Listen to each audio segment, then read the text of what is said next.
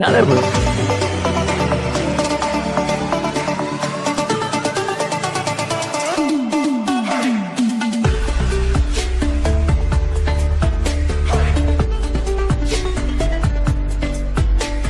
It's now time for the Eld Henderson Real News Show, Organize, Don't Criticize, which airs each Wednesday evening from 6 o'clock p.m. until 7 o'clock p.m. here on WMPR. We now take you to Studio B for the Eld Henderson Real News Show, Organize, Don't Criticize with Dr. Henderson.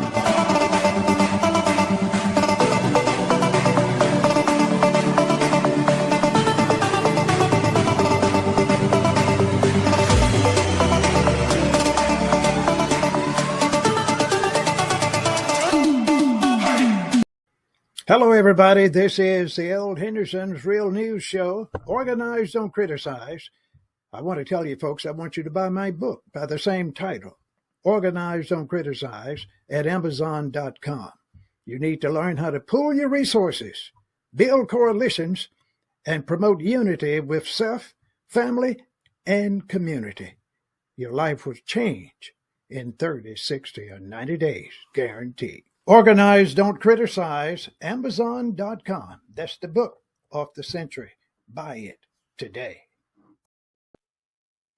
Hello, everybody. This is Eld Henderson with a great guest this afternoon. We know it's called the Eld Henderson Real News Show, Organize, Don't Criticize. And today I'm going to do the same thing I've been doing for at least 40 years, giving you the real news. And I'm talking about my favorite topic, organize. Don't criticize. That's what's wrong with most people today. They're always criticizing others. They know they have problems themselves, and most of them are broke. So when you're broke, ladies and gentlemen, you don't criticize people. You try to find someone that's doing something that you think they should be doing, that's getting them in a position where they have what I call economic security, political insertions, and those in the community that are doing something to provide services to those that need it. That's what you need to consider. Stop criticizing others and learn how to organize so you can be able to live a long time. And that's why today I have a guest with me, Mr. Socrates Garrett. He is what I call a businessman, a contractor, and you know him. Many of you know him in the state of Mississippi.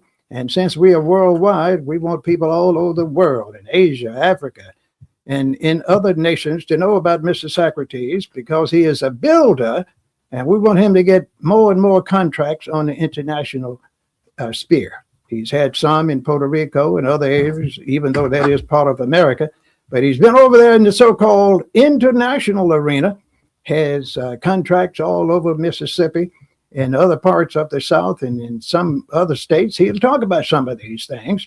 But today we're not going to put a lot of emphasis on what he has done. My focus today, ladies and gentlemen, will be to have Mr. Socrates to focus on how to get contracts and some of the things you need to do as far as building partnerships and relationships so other black contractors and so-called minority contractors can get some of this local, state, federal, and international monies. We have so-called minority set-asides, but that does not apply to black folks. We know most of the minority money goes to white females, and they're not even a minority in America. Now, that's interesting, isn't it? And that's why the system is always set to look after itself and its kind. And that's why we want to talk about it today. We'll give you some good ideas on contracting. We will talk about getting into the system. Some of the contractors that don't have $10 million in the bank have problems getting into the system. They don't know how to build the relationships and form the strategies where they can get in with others that have the $10 million and $30 million set aside. And we want to talk about something else that's very important, and is how to get free help from the government when you don't know exactly what to do. Mr. Socrates can tell you all about the Small Business Administration and all the other ways you can get money from the government, local, state, federal, and international. And at the same time, we want to conclude by talking about the good thing that we call success. I like the word success because if you do what you're supposed to do, after you read the Bible, you'll be successful if you read it and practice it. I have been telling people for many years, if you want to be successful in life, memorize the 10 Commandments and do at least 7 of them. And then you have to learn to listen, think, work, save, invest, and then serve. That's what it's all about. 10 Commandments, 7 out of 10.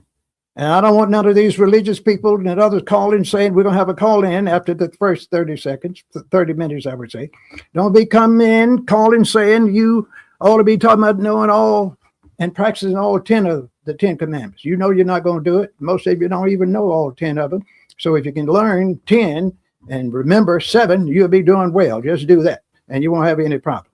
And I want you to call the number. The number will be on our screen in a few minutes. The number we want you to call after the first 30 minutes. And that number is 769.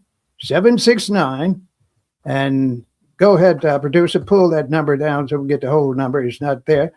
769-257-5211. The number to call after the first 30 minutes, 769-257-5211. Mr. Socrates is ready to answer the questions. One thing I want to tell you about him, he knows all the answers, and he's not a shy man. So that's why I want to say, Mr. Socrates, we're glad to have you here on the show. We don't want you to call now until after the show. First 30 minutes. Don't call.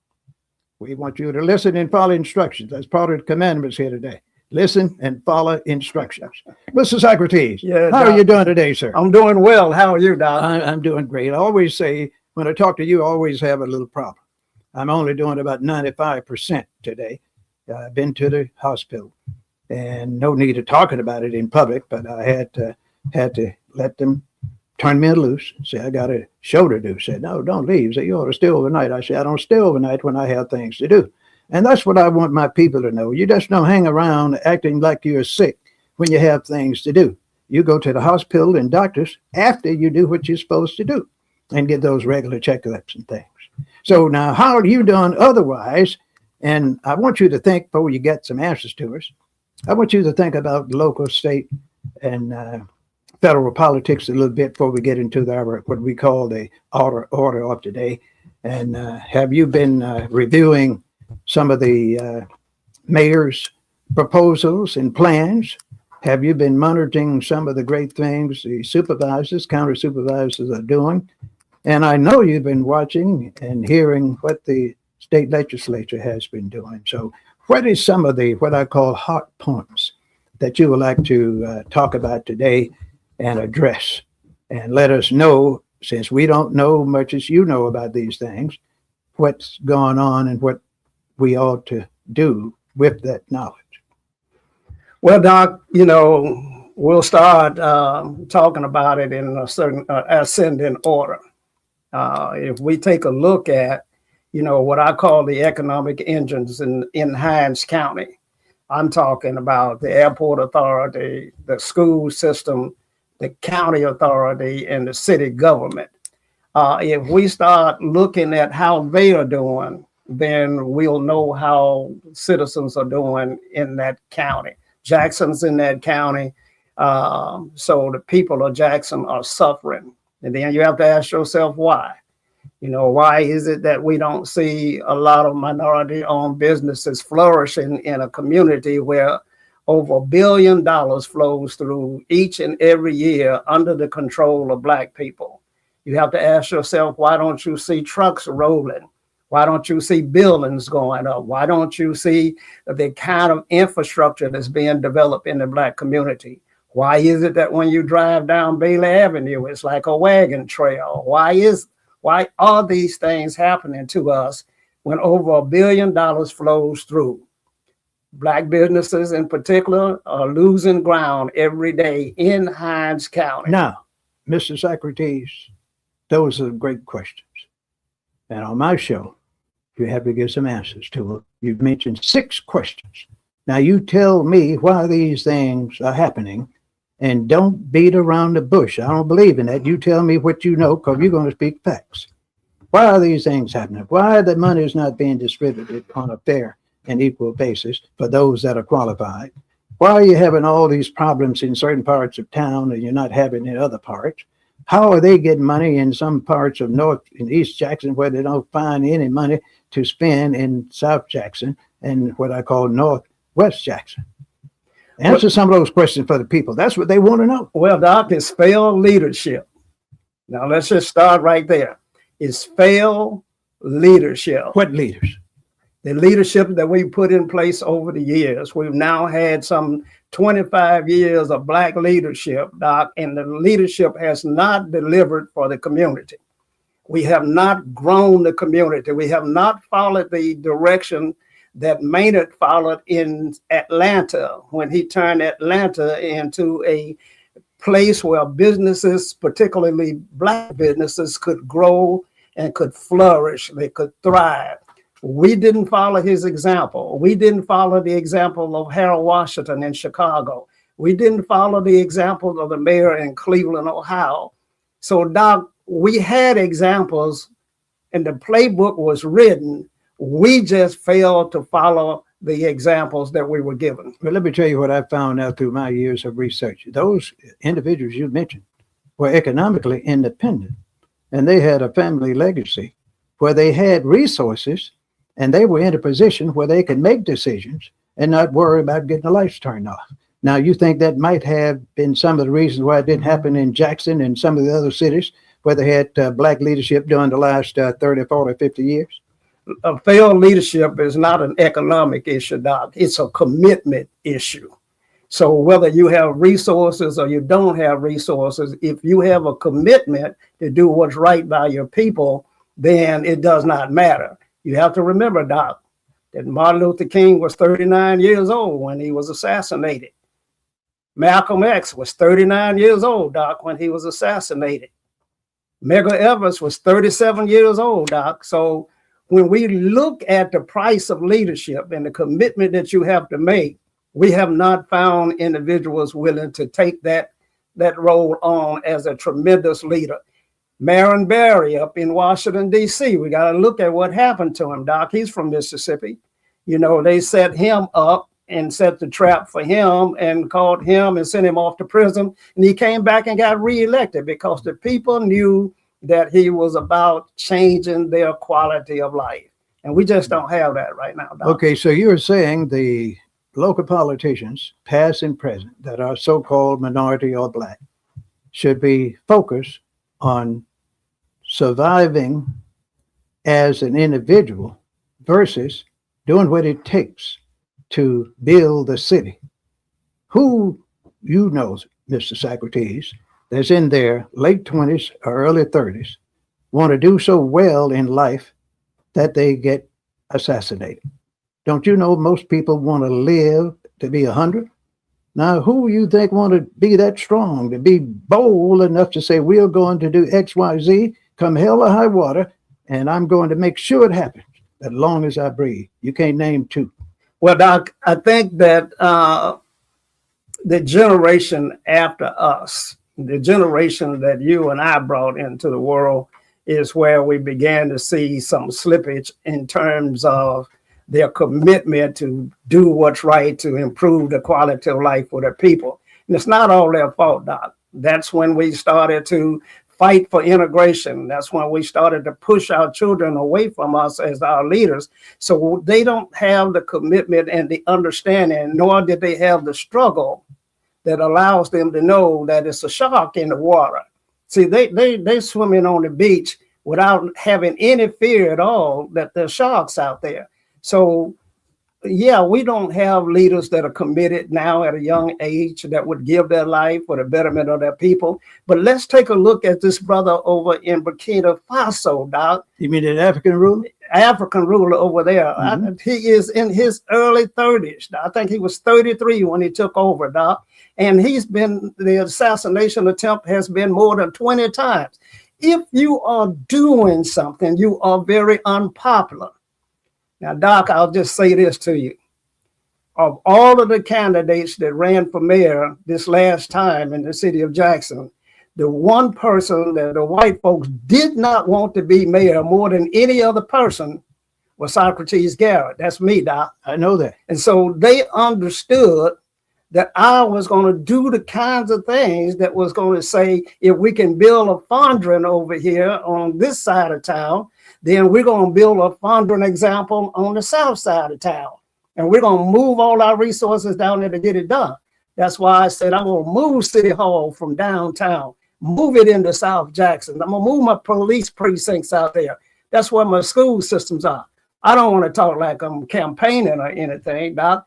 I just want these ideas and these commitments to get in the hearts and minds and soul of those that offer themselves up for office. Well, I want to differ with you, sir. You should be campaigning. And matter of fact, you ought to start today. You still have a lot of years left to do what you need to do. You are young enough to serve 2 or 3 terms as mayor. So you ought to get into this position and do whatever it takes. And you will live longer because you'll be working at least 18 hours a day, and you will have some good folks with you, and you can make things happen. But anybody that's doing and thinking like you're thinking will have some major opponents, because the folks in North and Northeast Jackson know how to find the resources. They know how to delegate, and they're not going to delegate those resources in North, West Jackson, and South Jackson, unless they have a mayor that, just like Maynard Jackson that you mentioned and some of those others, that say, we are going to be equitable in this city. You're not going to get any contracts. And if you get any and pretend that our folks not qualified to be contractors, you're still going to have to make millionaires out of them by giving them contracts where they are qualified, if you have to give a Bono type situation. What will you think about that? Well, Doc, it can be done. As we said, Maynard didn't say you had to give African Americans contracts. He sure did. That's what he didn't say anything like that. Plus, you can't give a contract in the first place. So the contracts are procured either by low bids or professional services. Now, when it's a low bid contract, Doc, then Maynard said that 25% of this contract must be performed by citizens in Atlanta that are of the African American persuasion. That's all he said. Well, he didn't say I'm gonna give my folk no contract. He said that if you're gonna do business in Atlanta, 25% of that contract is gonna go to my people. That's not illegal, Doc. I know it's not illegal. I was in Atlanta during that time. Okay, then. But the thing is, those rules still are prevalent today. They could do that in Jackson, Hinds County, New York City, Alabama, Georgia. I mean, the black politicians, if they choose to do so, they're following their old system, the old status quo, where their future leaders, the so-called other groups that were leaders as mayors, governors, and city council supervisors, and so forth, used the resources in their areas, excluded the black communities, and their leaders that are currently in office, the leaders that you all put in office, are doing the same thing. Well, Doc, I have not heard a discussion on minority participation by this city council, by this mayor, by the Hinds County Board of Supervisors, by Jackson Public Schools, by the Airport Authority.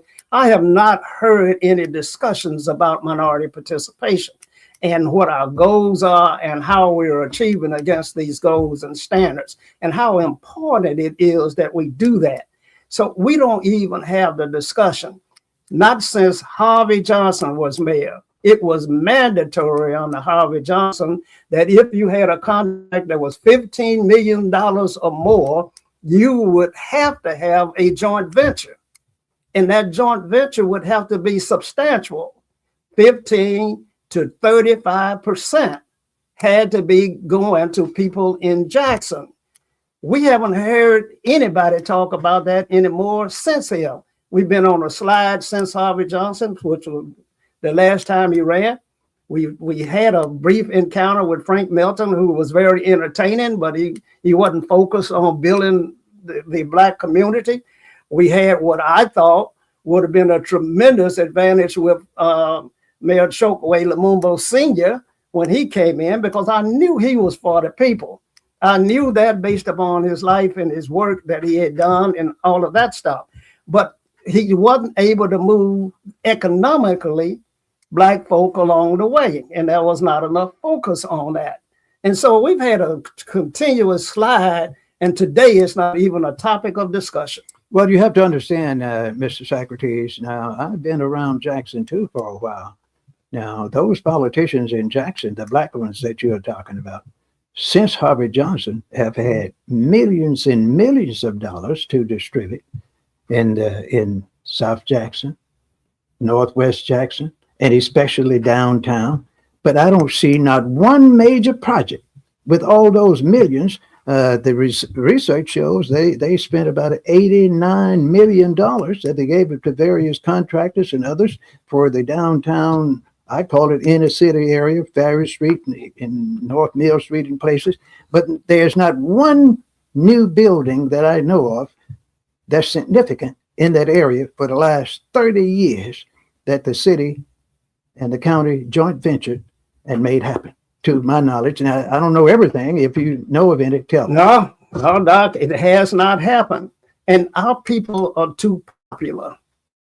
Our people are concerned about popularity. They are liked. They want to be like the oppressor. They want to be thought of in a certain way. They want to be recognized in a certain way.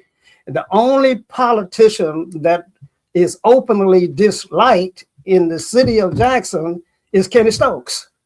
And Kenny Stokes is disliked because of the way he stands up and says things about what's going on in his community. So he's a very unpopular guy. Now, the rest of them, if you are not unpopular, then that means you're not doing anything, Doc. That means that you will not reach, you're not putting yourself on the front line for the benefit of your people. And that's what we have. We have a lot of popular people. Well, that's why I said in the introduction, Mr. Socrates, that we got to learn and practice some of the Ten Commandments. Now, and the reason I said that, Jesus was one of the inventors of the Ten Commandments. He and God, so to speak. Most people, I said earlier in the introduction, don't know anything about the Ten Commandments. But if you just practice some, you'll see that the politicians appointed and elected would do tremendous things. So that means, and it might mean, that they either don't know them, or if they know them, they don't promote them for their citizens. It's very simple. If you know what to do, do it. If you don't know what to do, don't do it. And I'm assuming that they don't know what to do. I might have to agree with you on that. They are afraid to be bold and decisive. Doc, it seems to me. Doc, is like where we are right now. When you and I were discussing things earlier before your show, we talked about leadership on the continent of Africa. We talked about Ibrahim at Burkina Faso. We talked about the fact that he probably won't live too long. Too long. That's a fact. There's been over 20 assassination attempts on his life already. Doc, he is saying that we have to build an economy and we have to take advantage of our resources in our own space. Jackson has to control its resources in its own space. Its tax dollars, its water, its sewer, its streets. Its people have to do those work. When I look at the contractors that are in here working on the water in Jackson, Mississippi, they're from out of the state, Doc. Not one contract has gone to a black firm that is a major contract, Doc. We have white contractors running these streets every day, taking the money out of Jackson back to their communities where they live, where they pay taxes over there. And we don't benefit from that at all. When we leave, when this 800 million passes through our communities, we'll be poorer than we were before they came. Well, that is a fact. It's because you're not going to have any of the 800 million to put back in the community. The people that have spent the money, the engineers and all of those, they're going to be gone. You're not going to be able to find the specs for the engineered system for the water and the other buildings and the sites that they build. So you have to start from scratch. And since they didn't train local people to help them do it, you'll be worse off after they spend the $800 million and any other monies they get than you were before that time. So the people in Jackson and Hinds County, and in most of the other cities where they have these outside agitators coming in, that's being localized with their monies by giving it to their friends and relatives, and then leaving town after the contract is done and say, here it is. You were not satisfied with me. Now you take it.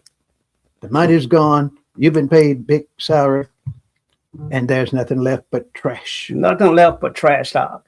And let's go back, Doc, to this authority that's being created to manage the water department. I said that Jackson's got to control its resources. Now, when you put an authority to make the decisions about managing the number one revenue source Jackson has, so Jackson doesn't have a lot of ways to generate revenue. It only has 2 or 3 ways. It does that through property taxes. It does through fees and fines and your police department. And it does that through the services it provides, like water. That's right. And sewer. Exactly. You know, you get a water bill, you get a sanitation bill. Those are the ways it gets revenue. And they should control it themselves. Their own leaders, their own mayors and others say it's mandatory that we hire our leaders to be local people that's trained and qualified and have the certifications to be a water specialist. Wouldn't that be simple? They have schools all over Hinds County in the state where they're given certifications in all of those areas, but they can't seem to find them. Well, Doc, they don't demand it. They're not looking for them. You have to go to India and bring them back if you needed talent that's going to live here and be a part of your community. And you have to find African Americans all over this country. They're out there. There are plenty of talented people out there. But Doc, to see when you create the authority and we lose the control over the airport and we lose because it has its own autonomous board. Mm-hmm. When correct. You lose the control over the water authority, because it has its autonomous board, when you lose control over the infrastructure management with the 1% sales tax, because it has its autonomous board. Exactly. When you lose control over the Jackson public school system, because it has its autonomous board, what the hell does the mayor have control over? What's left for the mayor to be in charge of? Well, let me tell you, sir. You shouldn't ask such a comprehensive question that's so strong and inductive. It will take 30 minutes to answer that. And your job is to answer it. And that's why we're going to take a break and produce how many more minutes we have. We've got 3 minutes for this break. So we're not even going to start on that until after this break. And I want these people to call in too and help us with some solutions. You know, we know all the solutions. Now, I'm not bragging. But we know, we've been talking about it for 50 years, and we have the research to prove that there are certain things you can do, A, B, C, E, D, F, G, H, I, to do to make things happen. And we know you have to have certain qualifications and skills or be smart enough to recruit and select someone that can do things you can't do. And you have to get the best qualified person, and they're not always out of the state. Now, just before we leave here, you know, I understand from my reading that they were going to have a new police chief in Jackson after the city council has approved it. The mayor recommended a certain outsider to come in here.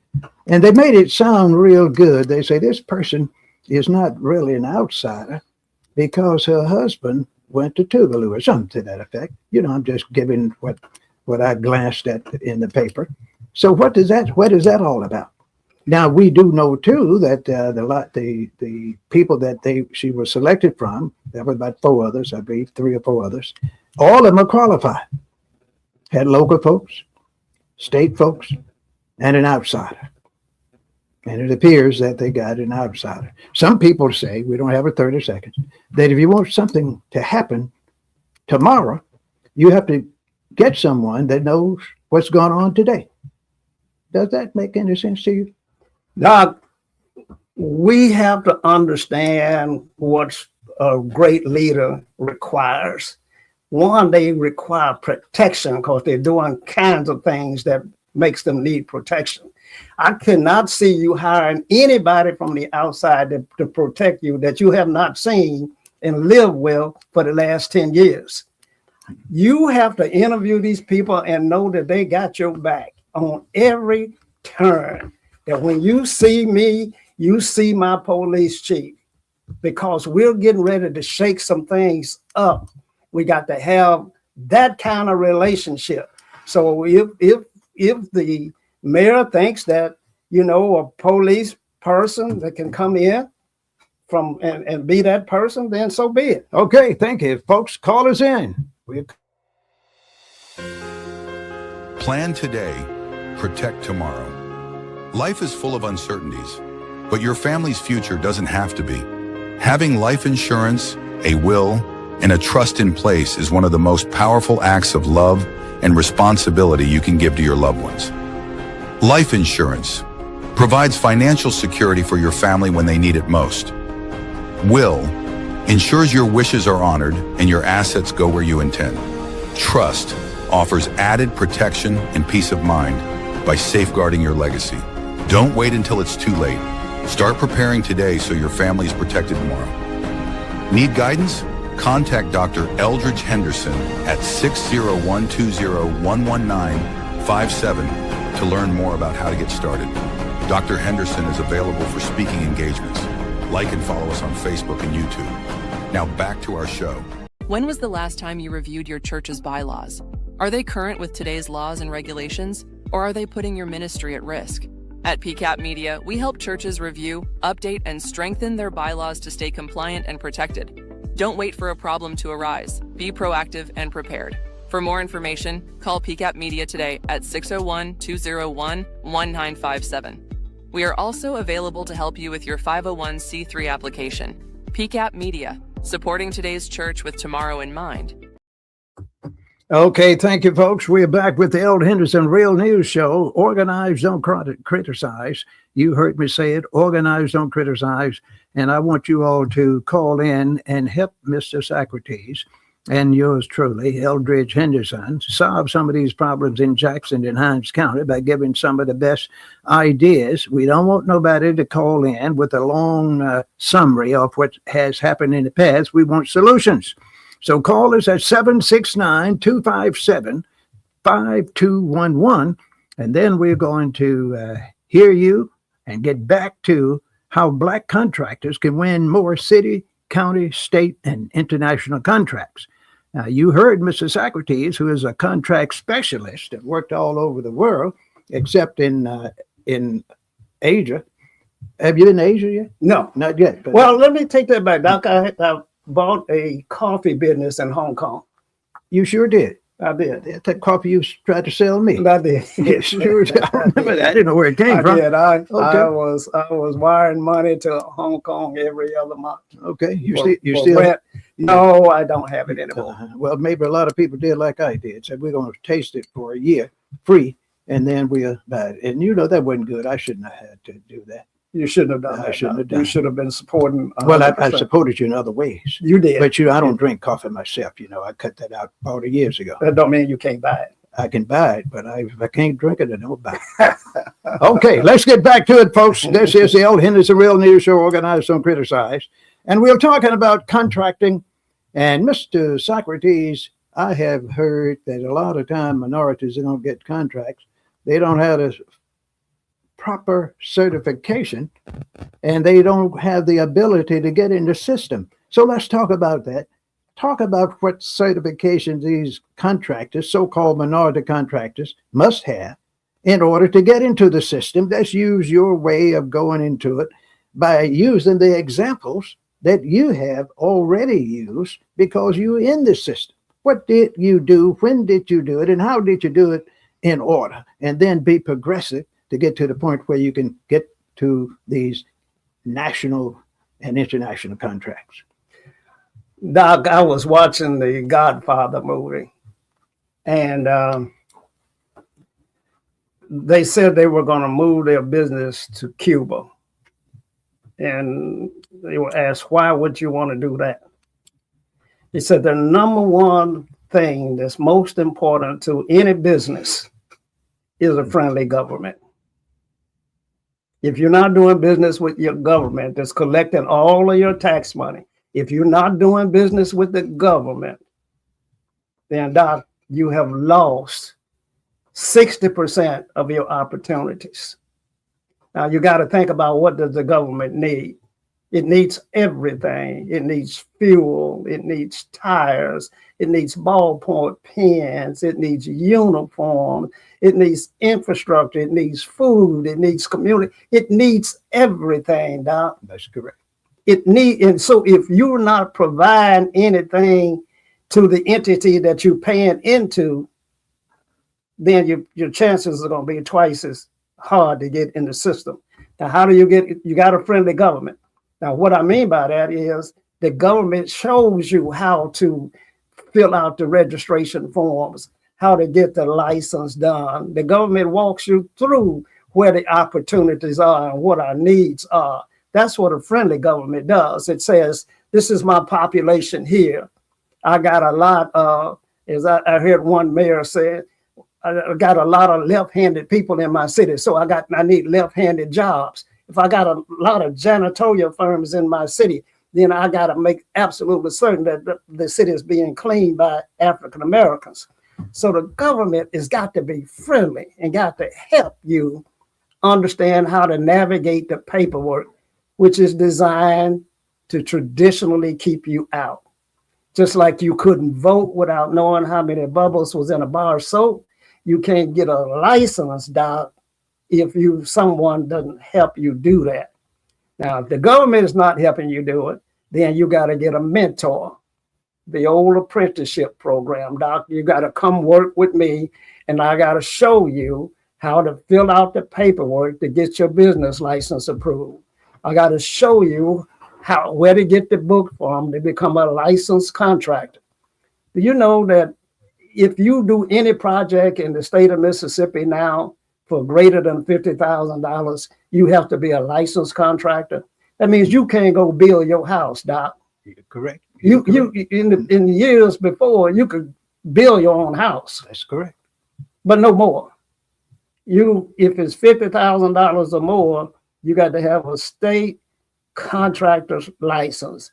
Now, Black people can do the work, but they can't fill out the paperwork, many of them. And so it hampers them from becoming a licensed contractor. So I have to say that how we're going to get them in the system is the government has got to have workshops. They got to have folk like you, the PCAP media, to come in every Saturday, not once every year, every Saturday. This is the seminar that we're running, not the seminar on how to dispose of your tires or your waste, but this is the seminar that we're sharing with you on how to become a contractor and a supplier for these 5 entities that I keep talking about as economic engines. They have to be committed to that. If they're not committed to that, then it's going to be tough. Well, let me tell you something. The state of Mississippi has 3 major agencies that are on the books currently that's supposed to be doing that. They have the money. They have the workshop and seminars out there. But I don't see what's going on in our community, what you're talking about. Why is that? It's not going on. It's designed to go on by the state government, Doc. The state government is there to take care of their people. That's why they created the contract called state contract, which means that if we certify that you're on state contract, any agency in the whole state, city, county, school system, can buy any amount of that goods and service from you without a bid. Otherwise, they could buy $2 million worth of floor wax from Joe because his product is on state contract. Well, how did it get on state contract? That's the question the voters and the people and the listeners want to know and they need to know. Tell us about it. How did they get on state contract? Because then you have to take your product down there to the state board and say, I want to get this product registered on state contract. They look at you and they say, well, we already have some floor wax on state contract, so we don't think we need another product on state contract right now. So you can't get on. Okay. And so then you find another way to get around that, and you finally get a product. You go change your product line, no longer floor wax. You come down there and you got a product. We don't have anybody that's got that on state contract. You get on state contract. Now your own state contract, your own people won't buy your product. You mean your mayors, your county supervisors, Your the school system, systems. your airport authorities won't buy your product. Now, when they don't, it's on state contract, and all you got to do is pick up the phone and order your ballpoint pens from old Joe, Black Joe, not White Joe. But they won't do it. Why not? Doc, they are trained to carry out the mission of the leadership that they were trained under. Let me try to say that more directly. White folks have taught them how to be whiter than the white folks was being. Is that plain enough? It's plain enough. And our listeners know exactly what you're talking about. Right. Now, isn't there something that listeners and others can do about this? We got to, as a community, we got to start holding our folk accountable, Doc. Not, you know, Doc, when you had the boycotts back in the days when you and I were young, if they told you we were boycotting XYZ store and you went up in there to buy something from XYZ store, when you came out, Doc, you got a good thrashing. You got your butt kicked. Or if they didn't want to do it in public, since the police would be there, they would wait until you get home and get you after dark, wouldn't they, Doc? I know some people that used to do that. Absolutely. We had discipline in our community. And so our community has to stand up and police what the leadership is doing to it. Now, you know, it's hard for them to do that when they don't share the struggle of how we got here and they don't recognize the slide that we're on. So everybody says that the quality of life for our children are not going to be as good as yours, Doc. Okay, well, the thing we want people to do, since we want them to call us, we want you all to call us, folks, at 769-257-5211. I want you to talk to Mr. Socrates. He is a man with experience. He has the answers. So you call 769-257-5211 and ask a question. So you, as the viewer and listener, might already be in business. You might want to get some of these contracts. Mississippi has more money in this budget that they hadn't spent than they've had since they've been a state. So they had the money in this state, and most other states have all the money they need, but they don't spend it in certain areas. So call it and get some of that money. Call us 769-257-5211. Don't call the radio station number that you've been calling. Call 769-257-5211 and we will answer your call. We are not at the radio station. That's what they tell us from time to time. A lot of you all call during this time asking to speak to us. You can't get us that way. Our last time, 769-257-5211. And stop calling during this show, 601-201-1957. You can't get us with that number. Now, about 50 you all are going to call us after the show. That's 601-201-1957. 769-257-5211. Now, I know you might not want to call, but do it anyway. Mr. Socrates has all the information you need. Ask him a specific question because we don't have it 13 minutes. Go ahead, caller. Good evening. I appreciate the show. Thank you. Talk a little louder. We can hear you, but not strong enough. Can you hear me? Yes, go ahead. I just said I appreciate y'all taking advantage of the platform to discuss the things that y'all are discussing. Thank you. I'm from Jackson, born and raised, still live in Jackson. Excellent. But when I look at the things that plague our city today, I understand, of course, they didn't happen overnight. And when we consider the future of the city, because I know that things are not going to change for the better overnight either. When we look at the future of the city and consider some of the things that's been said tonight, who's training the youth? Who's providing that training for the youth? For that 20-year-old business owner. And I don't even want to refer to, because a person could be a business owner and necessarily make them a leader or whatever. But for the future leaders, what senior person is making themselves available? And I'm not saying that it's not happening, but if it's happening, maybe we need to promote those individuals a little bit more so that those youth that have a desire to be future leaders can know where to go. Because right now, the future leaders, they are looking up to the entertainers, the rappers, the R&B singers, the actors, and there's nothing wrong with that.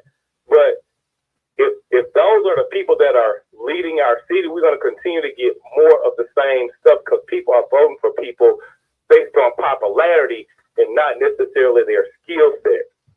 So I'm going to hang up and listen to your response. Very, very great question. Now, Mr. Socrates, who is doing this training this young man talked about? Is it the public school system? Do you know whether the city government is doing this training for youth to get them involved in economic activity? Do you know of any programs with the county supervisors that's doing this? That's a sharp caller. He had some content that needs to be addressed immediately. Now, you tell us the answer. Where is all this happening? It's not happening at all, Doc. That's what a young man wanted to know. Where is it happening? Because he can't find it. And so it's not happening at all. We don't train our people to do anything. We don't train them anymore to be electricians. We don't train them to be plumbers. We don't train them to be mechanics. We don't train our people to do anything. They graduate from college and can't get a job. And it's going to get worse and worse and worse. And we certainly don't train leaders. First thing that the leader has to do is sign a contract with Black America. They have to sign a contract to Black America that says that when I become a mayor or a city council person, every contract that passes by my desk will have Black economics tied to it in the form of participation. He has to state that out publicly. Now, when he says that, he's going to be hated because white folk don't want nobody to say that because they don't want that to happen. Now, let me tell you something. I know you don't want to say it, but that is exactly what is happening because the contractors that are getting the contract know those people that's making the decisions, and they are giving the contract to people that are qualified and certified as they approve them. And many that you've mentioned are not qualified or certified because they were not approved, even though they know how to fill out the application. You just said that. But it's about the little things. You didn't dot the right I, cross the what we call the proper T. Your certification is 6 months too old. On and on and on. And to get it correct, you're going to have to go to a state institution for another year to get it versus other options that's out there that is better. I'm not teaching anything in state institutions on how to become a Black leader in a community and how to be concerned about all the elements of the community. And nobody is teaching that in an institution. Our state institutions are controlled by IHL, the Institute of Higher Learning. Black college presidents don't have the authority to make a decision on who's going to get a contract to build a building. They can't do that. You were saying, let me just interrupt you here. You were saying those leaders that are in these big $200,000 or $300,000 positions are living rent-free in the state apartment or a state house that the citizen pay for, can't decide who's going to get a contract to build a dormitory or build whatever it is at the church or the school? No, they can't decide that. They can't decide even whether or not they're going to have water tanks on the campus or not. They can't decide that who's going to bring emergency water to the school during an ice storm. You see, Doc, all of this economics is controlled. The whole world is controlled by economics. We're running around here thinking about, crime, and we're thinking about social problems, and we're thinking about whether we're cold, and people are making decisions about, we're thinking about what we're going to eat, and people are making decisions about whether we're going to eat. And that's a big difference, Doc. So we are not seeing what's going on in our community because we don't want to see it, or we don't want to rattle the cage. We don't want to cause no confusion. We don't want nobody to dislike us. We want to be recognized, and everybody nod when you walk by, tip their hat. You like that. You like that you got on your nice suit and your beautiful tie that you got on. You like that.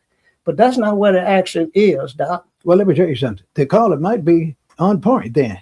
He says it appears that certain people in the community being taught how to sing, dance, rap, act a fool, go to jail early, have a lot of children out of wedlock, and then when they get 35 years of age, they're broke and in jail. Is he on point? He sure is. I don't like to mention that, Doc. That sounds bad. That's telling me that we are going to be worse off in the next 10 years than we were the previous 10 years on the local, state, national, and international government. Because you just opened up a can of worms when you were talking about that African leader that's in the position to become independent, because there's something called One Africa, where some of those African leaders are saying we're going to have one military, one currency, one economic policy, one school system. We're going to have one language with subdivisions in our nation. One nation, as they have in the so-called United States of America. Now, if that happened, with Africa being one of the most prolific resource centers in the world, within 30 years, Africa will be the go-to nations, and the Europeans and others are doing their best to control those leaders and have done a great job since the 1500s. And they know their days will be numbered if that would happen. So you're saying that someone going to have to die to make that happen. You didn't say it directly, but you said it indirectly. Every great leader is exposed to death and early termination. Jesus. All of them die around their 30s, don't they? That's right. Every great leader is going to expose himself to that. And then the old devilish leaders are supported until they get in their 70s and 80s. And many times they don't even punish them. They just let them get on a plane and go in exile somewhere and live on that money they took from the taxpayers until they die at 80, 89 or 90 or 102. That's right. That's what normally happens. And the children are rich, and they send them to Europe and America, give them big university degrees from Harvard and Yale and Princeton, and send them back to the country, and they have a coup that's sponsored by Europe and other countries, and they put the same old family back in there for the next 30 or 40 years and act like they want to do something in what we call a democratic manner, which does not happen. Because we don't even practice that in America, democracy. And if I'm wrong, now you tell me where they practice it in America. Well, where we should be practicing it is in our communities that we control, which you always say, Doc. Where you have the majority, that's where you have to control. You cannot dilute your authority. You cannot give your authority to others. It's where you are in a majority. You must control with an iron fist. You have to use your own people, your own resources, your own plans, make your own decisions, and do something that we learn in the military. Once you get all that together, you execute. You say, we're going to reach this goal. We're going to do this. And you go and do it. And the few that can't do it don't come back. And you're saying if you do this on a regular basis, there will be so much success happening all over America in so-called minority communities until the fear will leave you.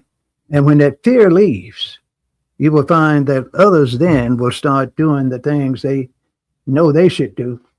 And that's when you are in a position of positive responsibility for people all over the world will be coming to you, looking at your models, looking at your plans.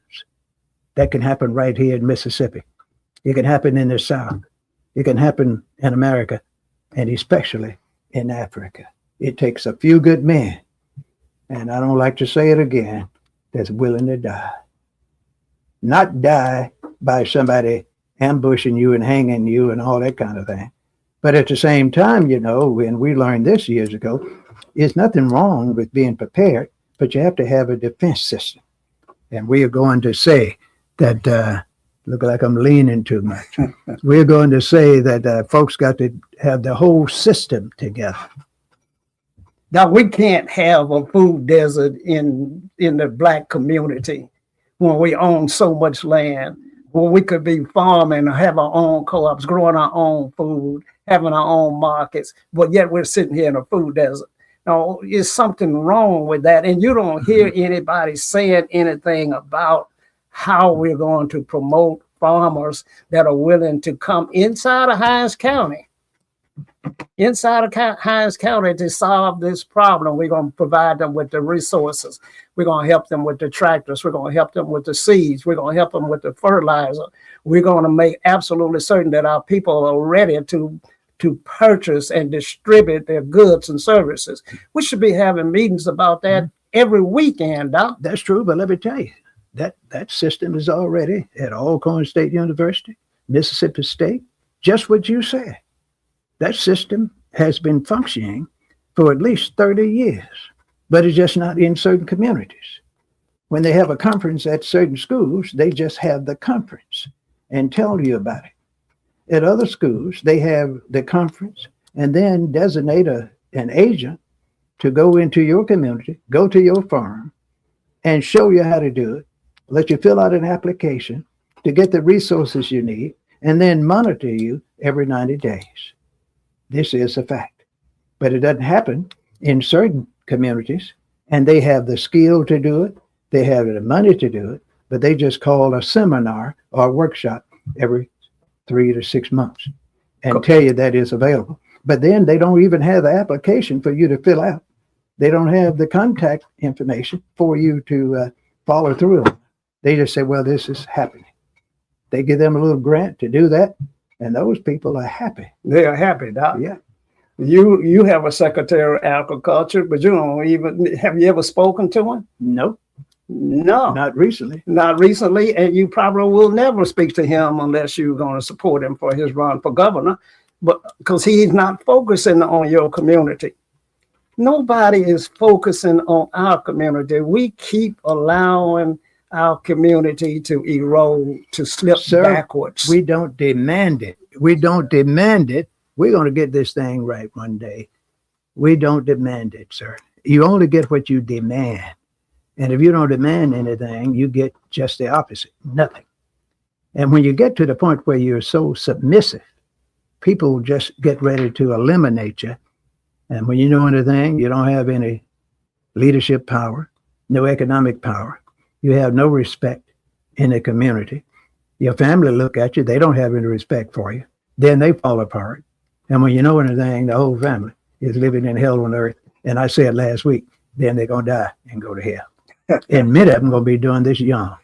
Well, I don't know about going to hell. Well, I know about hell. I'm telling you, I know about it. Okay. So I'm telling you, that is. You ever been to hell, Doc? I sure have. Okay. I was in hell for 2 years. Okay. In Vietnam. Okay. I'm telling you, Okay. that's real hell, Doc. Okay. All right. And I was able to overcome. Okay. And I can do it again if necessary. You're gonna have to do it again, I believe. You think so? I see. Well, I want to get the country is going. I want to train these young folks, man. Okay. I don't talk about the training that I do. I'm not going to talk about it. But I want to train the young people to do certain things. Old devils like me and Socrates Garrett just going to have to do this. We're going to have to train the young people, keep our mouths shut, and let them do the talking and the work. Well, they don't have leadership now, Doc. That's why you got all this crime that's running rampant out here. Poverty is the #1 cause of crime, but nobody wants to recognize that. No, you don't want to recognize that. No. Because you would have to do something about it if you thought it was serious. So, and when it started happening in other communities, they'll do something about it, just like the drug deal. When you start having a lot of middle class and rich folks dying, they got an antidote. Police will give you that before they put the cuffs on you. that's right. That's right. But if your son or daughter got caught with drugs, when they got through beating him or just leaving him in the jail cell, he'll be found dead the next morning, and they say he committed suicide. It happens all too often. All too often. Now, let's give your final information here, sir. I want you to tell us about your contact information. You are a very great speaker, and I know you need to probably consider doing some of these seminars and workshops, and I do know, and I've seen you do it. All you need is a good invitation, right? Won't you tell us how we can contact you, or your listeners can contact you, and you'll be glad to come and talk to them about various matters. Well, Doc, you can reach me. First of all, I have a podcast show of my own that airs on We Believe Digital Podcasts on YouTube. And my producer is A Slade Production with Adrian Stuckey out there, who's doing an excellent job. And so you can reach us that way. Look us up and join in our program and share with your friends and family. But you can reach me directly at 601-209-9199. And we can discuss many of the things that Doc and I have talked about over the years. Because one of the things as you get older, Doc, is that we want to give the information to the next generation. We want to share the information.